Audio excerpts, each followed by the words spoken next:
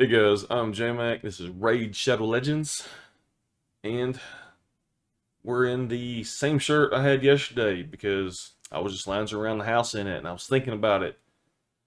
I am 40. I got this shirt when I was 17. It was my high school basketball warm-up shirt. So I've had this bad boy for 23 years, and I was just thinking how awesome it was. I don't know what the lifespan of a shirt is, but this is the oldest shirt I have, 23 years, and it is still going strong. So I'd share that little bit of factual information with you. So we have an extra legendary event. I'll go ahead and pull both my sacreds at the end of the video here, just see if I get lucky. I've done pretty good on those events. I think the out of the last three they've had, two of them I've gotten double legendary or the extra legendary. So yesterday I did a video about my arena team and Arbiter and some of the struggles I had trying to make the team, and then I kind of forgot that I had Arbiter and put her on the back burner. And so I got her back out, and somebody made a comment on the video that was an awesome idea. So on my arena team, Arbiter is my speed lead, and then I've got Deacon in there. Deacon, to me, is real important on my arena team because he does a defensive down and he's got the turn meter manipulation. He increases ally turn meter and decreases the enemy turn meter. So what was suggested was take all my gear from Deacon to put on Arbiter because her ally turn meter increase is more. So she turns turn meter of all allies by 30%. Deacon's is only 15%. So I think when it comes down to it, it really doesn't matter whether it's Arbiter or Deacon who goes first, as long as I've got both of them going before the enemy takes a turn. That's the only way I really win. Because what I have is them doing turn meter, and then Visix does her provoke, and that way if somebody does slip in a turn before Jimbo does his nuke, hopefully the provoke will be on them. They'll go hit Visix and leave Jimbo alone, and then they can all take their turns. Visix still staying up, and then Jimbo knocks them out. But I got Arbiter up really high on my speed. Well, I guess not really high, from my account, really high. So yesterday, during video, I had Arbiter sitting at 264, which isn't very fast at all. I was able to get her up to 309. Now, I did not do a full gear swap with Deacon because the important thing with Deacon is not only turn meter, it's that defensive down, and I have to have a lot of accuracy to be able to land that. So I didn't want to do a full swap because I didn't think I could build Deacon back up with enough accuracy for debuff to land. But what I did do was the speed helm that I had a quad speed roll on, I put that on Arbiter. And it just turned out that Arbiter and Deacon both had speed helms, so it didn't mess with my sets. And I know that stats are more important than sets, but when you're trying to build up speed and you've got speed sets, you want to try to keep that intact as much as possible because that just, boosts your speed up. I was able to find a chest that had a double speed roll for a little bit more speed. And I rolled up these gloves and got super lucky and had 3 rolls on the speed there. And I think I got the weapon off of someone else. I'm starting to get my mind better prepared for gear swapping. It's easy on champions you don't really use much, or just use them in faction wars, and there's not really another place on your account to use them, right at the moment. But, some of the ones I use, I have this bad habit of getting them decked out and then kind of putting them up on the shelf and not messing with them anymore. And I've got to get my mind set off of that and be able to swap gear for the occasion at hand. So, anyways, not only did I do the gear of going through, taking time and trying to roll a few things up, see what I get, I had some stuff that wasn't glyphed. And so, the glyphs are something that, whenever I put gear on a champion, I'll always do 1 or 2 star glyph, just to get a little bit more boost in stats. And, adding 1 speed to something may not seem a lot, but if you're able to do that to 6 pieces, that's 6 extra speed.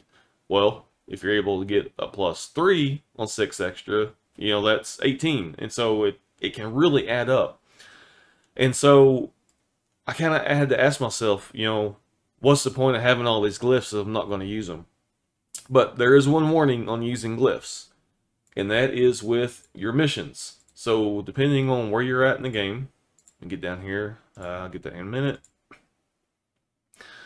All right, so on these missions, the Arbiter mission's probably the most known one. But as you keep going through, there is missions to use glyphs. And let me see. I have to find it here. Use 50 glyphs. Okay, right here. Now, there's another one before this. I think it was in the Arbiter mission. I can't remember. But this one is get 30 max substat upgrades using rank 5 or higher glyphs. So, you have glyphs, use them. They're only going to help you. But you do have to be careful and not get too crazy. I did a really good job of saving my 5 and 6 star glyphs because I didn't want to use those on crappy equipment or crappy gear. Excuse me. But I did today decide that I had a bunch of 4 star. I think I had like around 100.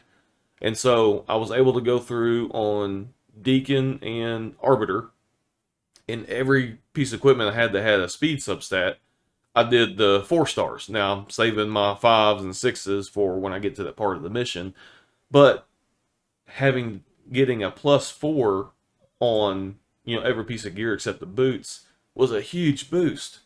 And so now I've got my Arbiter sitting at the 309 speed, and then Deacon, he lost his helm, but I was able to do glyphs, and his speed is now, I think, 310?